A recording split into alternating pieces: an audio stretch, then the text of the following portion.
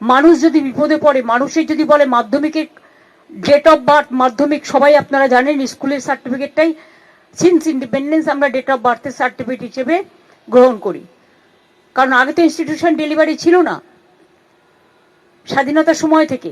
আজকে যদি হঠাৎ বলে দেয় 2 মাস বাদে যে আবার নতুন করে চ্যাপ্টার খোলো, এটা গ্রহণ হবে না।